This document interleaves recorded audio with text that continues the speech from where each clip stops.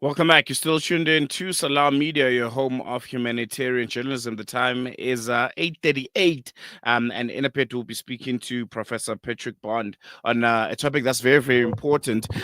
South Africa has been at the forefront of the international legal battle against Israel's genocide in Gaza, taking the country to both the International Court of Justice and the International Criminal Court.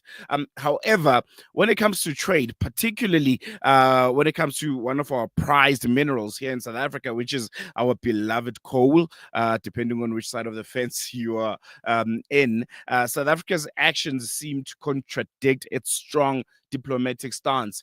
Newly released data has revealed that South Africa has continued to export coal to Israel even after October 2023, when Israel launched its brutal offensive on Gaza and its people. Since then, South Africa has supplied Israel with at least plus minus 15% of its coal imports, amounting to over $40 million. With Colombia, Israel's largest coal supplier, set to halt exports, and I believe they already have. Israel will become even more reliant on our coal here in South Africa. Now, the question is, how can South Africa reconcile its legal fight against Israel with its ongoing economic ties? Is this trade relationship merely a product of global economic pressures or a sign of political hypocrisy from South Africa, its business leaders, who I think don't care as long as there's profits involved, but our politicians, the ones that are always, saying South Africa is at the forefront of the fight against the genocide in Gaza, sending teams to the ICJ. Even in our parliament, it's a constant, topic of debate. So to unpack this, I'm joined by Professor Patrick Bond. He's the director at the University of Johannesburg Center for Social Change and a leading political economist and a critic of global capitalism. Prof, thank you so much for joining us. Really appreciate you giving us your time. Always a pleasure having you here on Salam Media. Assalamu alaikum, Salelo. It's great to be back with you. It's such an important topic, especially because of what happened this week with another big shipment from Richards Bay to Hedera, the main port for stocking coal. The coal then goes right next door, a half a kilometer away, to the Orot Rabin power station. And from there, it goes straight into the grid, and the Israel Defense Forces use it to continue their genocide. Especially, we'll anticipate an even worse attack on Saturday, green-lighted by Donald Trump. It's absolutely vital that in the next few days, the South African government stop the talk left, walk right, talking against genocide on the one hand and fueling it. This is the crucial moment. I hope all your listeners and your viewers are going to be able to put pressure on the relevant authorities.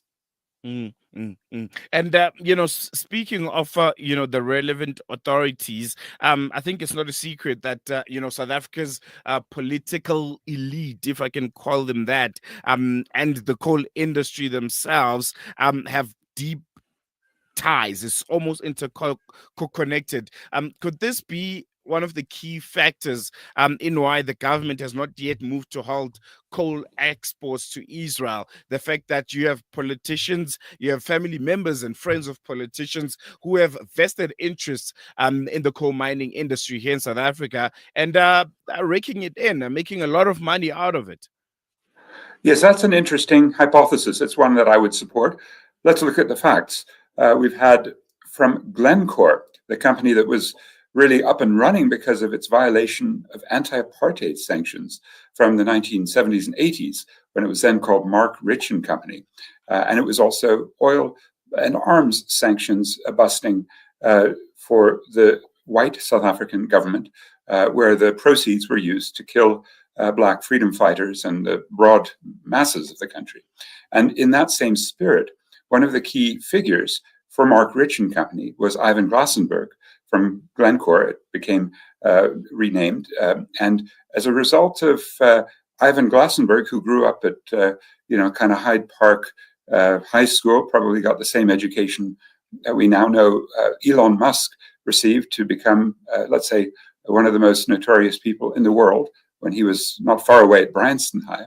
This man, Ivan Glassenberg, actually began to work as an Israeli citizen from South Africa in the coal fields, and he basically been put in charge by the founder, Mark Rich, of the coal for this huge company. Glencore became the largest commodity trading company in the world, and it's the largest mining house by revenues. So it's basically an extraordinary story of South Africans now, because of so much bribery that occurred during the 2010s that was caught by the British and US and Brazilian authorities.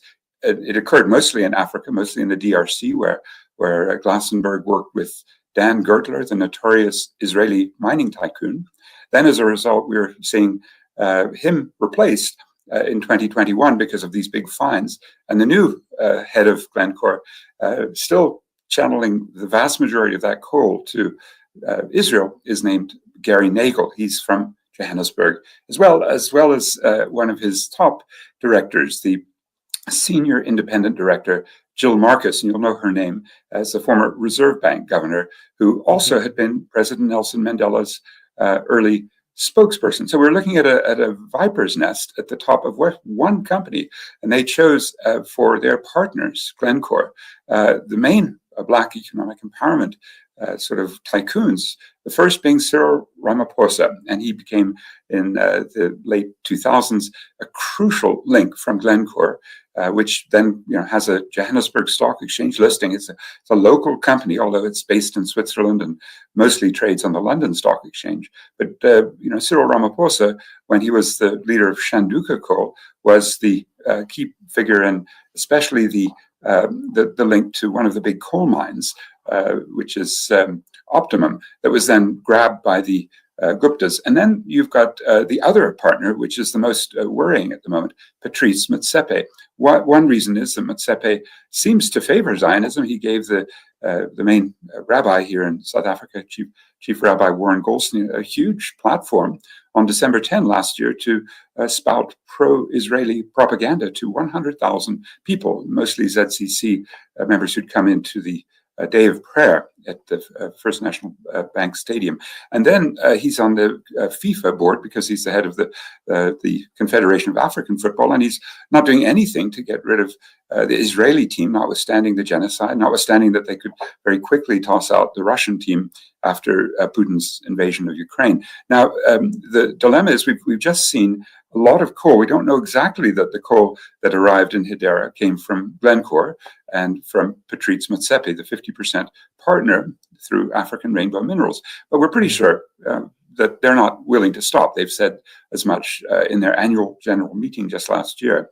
They also send coal from Colombia, in spite of a ruling by the president of Colombia that they wouldn't, and they're still doing so. Now, each of those ships, 170,000 tons, Salelo, those carry within them massive amounts of CO2. So you were right at the beginning to say this is a controversial export, because it's not only doing damage to the Palestinian people, and they've called for an energy boycott along with oil, especially that comes from West Africa, from Nigeria, one of our BRICS new partners, and also from Brazil, an original BRICS member. But the coal coming from South Africa, some months it's 50%. At the moment, it's probably quite a bit less because Colombia has come back.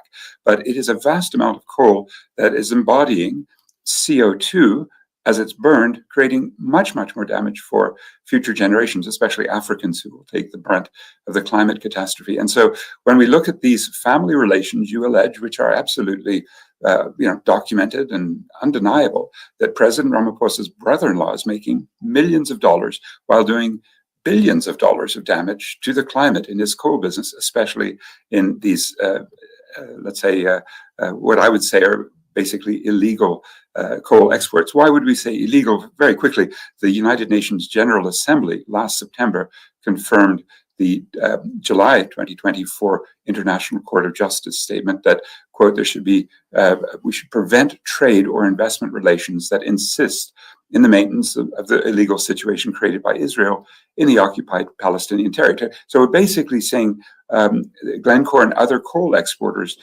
help South Africa look absolutely hypocritical and violate a UN convention or a resolution that we supported. And then just about 13 days ago, January 31, there's a group, the Hague Group, that was founded, led by South Africa.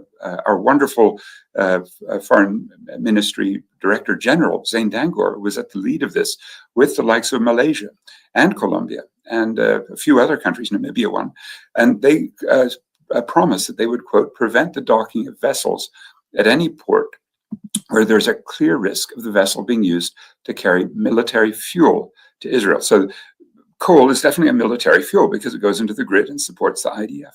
This is a profound hypocrisy in which the president's brother-in-law has been profiting. We know, the record shows since 2006, when he became a co-owner of some of the Mpumalanga mines run by, at that point it was called Exxaro, and it was, Xstrata, and it was then brought into Glencore. And that is, to me, the crux of the problem: a crony capitalism, a ruling elite, and ministers like Barbara Creasy in transport, like Parks Tao in trade and industry, who defends this by saying it would violate the WTO to have BDS sanctions. So I think we really have to get the society mobilized and to say, especially if we do see what is likely on Saturday, that is a mass bombing of Gaza, to really rise up and say, now stop the coal. It's the single most important connection from South Africa to Israel, along, of course, with the mercenaries that are fighting in the IDF that are coming out of high schools like Herzliya and King David, along with the diplomatic recognition that, again, President Ramaphosa ignoring the parliamentary statement of November 2023 to say, cut those ties. So we really have to tighten it up. And of course, it's going to be hard because there is let's say, a bloc within the South African government that wants to cozy up to the United States. We have an ambassador, Ibrahim Rasool, who just went to Washington to represent us, who's committed to throwing away the megaphone. So he's saying, well, we're not going to do advocacy publicly for Palestine. That, to me, is the worrying thing. We need lots of social activism to counteract our state and corporate forces who are doing such wicked things. No, definitely, you're making some very pertinent points there. I want to touch on something which is very, very interesting. The fact that Colombia has now cut off their coal exports to Israel and South Africa, and one of our BRICS partners, Russia, will become Israel's primary coal suppliers. I'm sure, for the mining bosses, looking at this fact that there's now a vacuum in the market that they can fill, it's significant for them. But from a solidarity and activism point of view, what kind of global pressure can be applied to push South Africa towards stopping the coal trade with the state of Israel? Well, we'll come in a moment to what people are doing. We do have a wonderful movement, the Boycott, Divestment, Sanctions movement. And we've got some superb people who are in constant contact with the South African government to figure out where the pressure points need to be. But I think the crucial thing is even the updated data that we just got from January 2025 show that Colombia, again, with a great set of statements by Gustavo Petro, the president, he's not implementing them. He's allowing this to happen. He's got a more conservative force within the Colombian state that is working against this, and obviously allied with Donald Trump's regime. And then we've got Russia, as you said. At some points, Russia has been the number 2 coal supplier. It hasn't been doing as much, but recently. But again, it's a BRICS country. Don't forget that Russia has about between 1.3 and 1.7 million. I don't have the exact statistic. Russian citizens who are Jews living in Israel.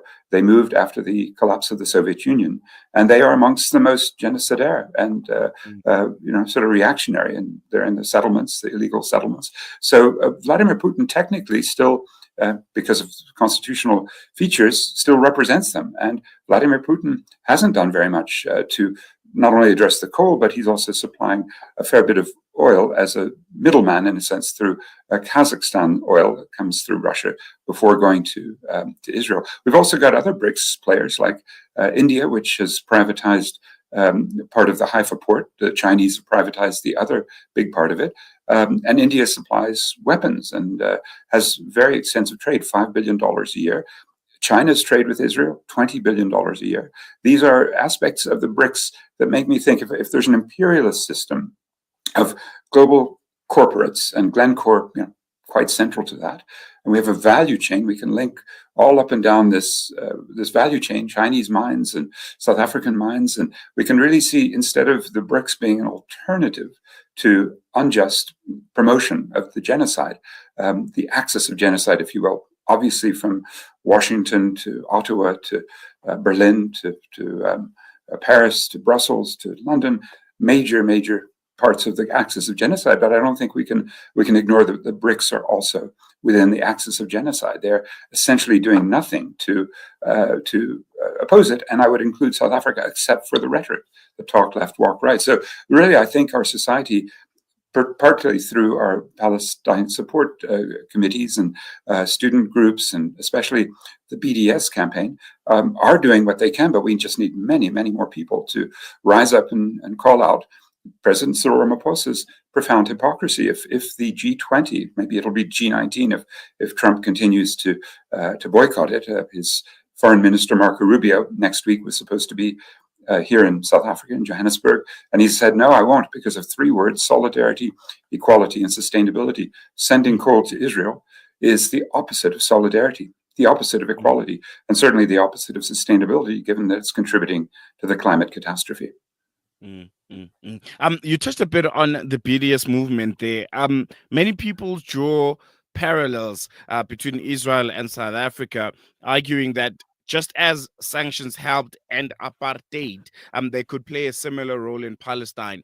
Number one, what lessons from South Africa's own history could be applied here? And number two, does the world still understand the power of boycotts, divestments, and sanctions the way that we did maybe in the 90s? Well, yes, Salelo, there are two big, let's say, successors to South Africa's very successful BDS apartheid. And the two are climate, because of the efforts to pull banks out of financing coal-fired power plants and coal mines and other fossil fuels. That's been extraordinarily successful until Donald Trump took power, when we've had some backsliding. About 6 major U.S. banks say, we don't really care about this commitment we've made not to finance fossil fuels. And yet $60 trillion worth of investment funds have been committed to non-fossil. And of course, the other one being Israel. And I've given talks in Gaza and in Ramallah, and they've been very successful, not because I'm a great speaker, I'm not, but because I show a film. It's called Have You Heard from Johannesburg, that really documents exactly what happened here in Johannesburg in 1985, when you could kind of push the weak relationships to the point where they break. And the weak relationships were in the financial circuits here in Johannesburg, because the gold price had crashed, because the US Federal Reserve had put the interest rate up, which meant gold went from $850 down to $250. And as a result, the South African fiscus, the government budget, was very weak, and the mines were shutting down, and the big coal-fired power plants that were being built were then mothballed. And at that time, because we had anti-apartheid solidarity in the US, I was very much in that side, we could then pull money out of South Africa by protesting big banks, especially Chase Manhattan. When that happened in August 1985, with P.W. Botha, if you remember him giving his finger-wagging Rubicon speech, when that happened in 1985, then the debt default by Botha, $13 billion, plus putting on exchange controls, plus closing the stock market because of massive capital flight from South Africa. When that happened, then white South African English-speaking leaders, Gavin Relly from Anglo American, Zach De Beer, Tony Bloom from the Premier Group, they went to Zambia to start saying, well, we should negotiate so that the ANC will now support big business. Unfortunately, that was one of the outcomes, but certainly Mandela never compromised on one person, one vote in a unitary state. Now, that to me is the great model for putting pressure on an economy, breaking the ruling class, getting business out of bed with the fascists and the apartheid regime, and then applying that to Israel and say, hey, this is where, from 2005, the BDS, the Boycott National Committee in Palestine, really said, now we're going to make a big push. So for the past 20 years or so, we've seen this movement emerge, even as we speak today.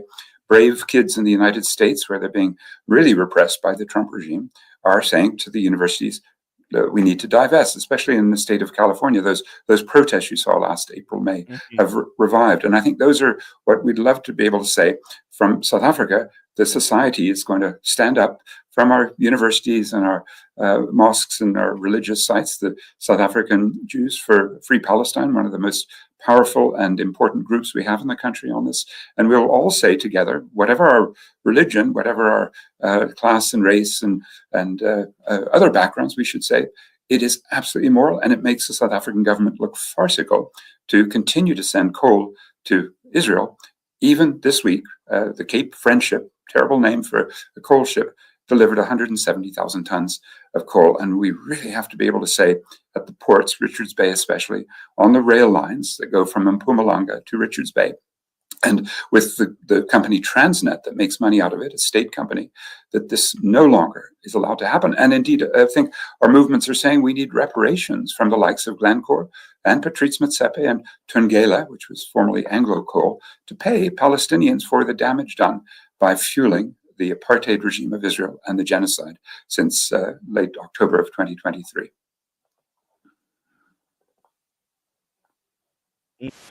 No, definitely. Unfortunately, we have run out of time, Patrick. Thank you so much for giving us your time. Always appreciate your input, and really enjoy these conversations that we have. Thank you, Salila. Talk to you Brilliant. again. Professor Patrick Bond, yeah, distinguished professor and director of the University of Johannesburg Center for Social Change. And yeah, what do you think? What do you make of this? The fact that South Africa is actively fueling apartheid Israel's war machine. You know, we rave so much about South Africa being the country that is head and shoulders above everyone else when it comes to advocating for the rights of the people of Palestine and calling out this genocide by this Israeli genocidal murder machine. But the funny thing is, the coal, the coal that is used to make sure that Israel's army bases have lights. They're able to draw up strategies and to plan around how they're going to be intensifying this genocide and which parts of Gaza and the greater Palestine they'll be targeting next. Well, the coal that they use to charge their devices, to light up their homes, to have their economy functioning, that coal comes from right here. It comes from South Africa. It comes from our land, and we are.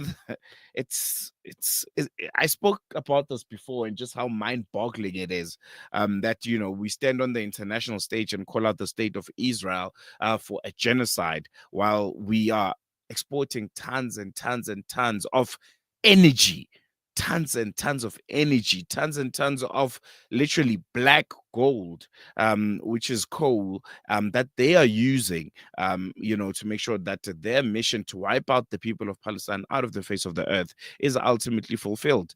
And yeah, and we're just here not doing anything about it. People are not protesting. We're not going out there to the big mining companies that are involved. There's no pressure being put on South Africa's government on this front because just think about it. If you stop giving and supplying Israel with coal, then almost half the job is done. You're saying you can't continue with this. You can't strategize without your lights on. You need to find other alternative forms of energy, which means redirecting whatever funds that you have from this genocide to making sure that you get electricity somewhere else. And you just take them out of this comfort zone that they're in currently.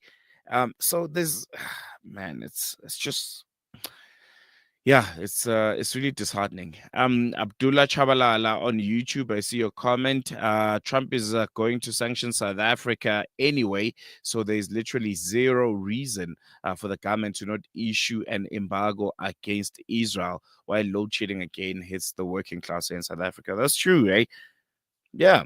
Why not keep the coal for South Africans? Why not continue, using the coal that we have, a very prized mineral that we have, to make sure that South Africa works, that we keep the lights on. And exactly that, we're already being punished for crimes that we literally don't have an idea about. Apparently, there's land grabs and white minority genocide here in South Africa. And the US of A wants to sever those economical ties with South Africa. And we know they are Israel's sugar daddy. So why not, eh? Why not? Why not pull the plug? We're not friends with the West in that way anymore, especially the US and Israel. So pull the plug, stop supplying them with coal, and maybe we might save a few Palestinian lives, because that mission will be halted. They're going to be needing and finding other sources of energy instead of getting them directly from a country that puts them in front of the World Court, puts them in front of the ICJ and says, you're guilty of a genocide, but we'll still give you coal to make sure that you have the lights on, to make sure that you continue murdering the people of Palestine.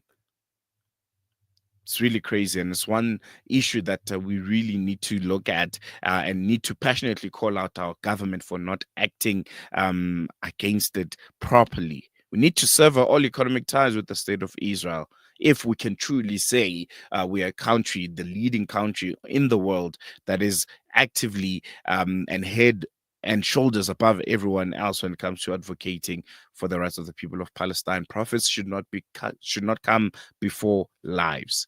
And with that being said, we're going to take a quick break. When we come back, News and Views continues after this.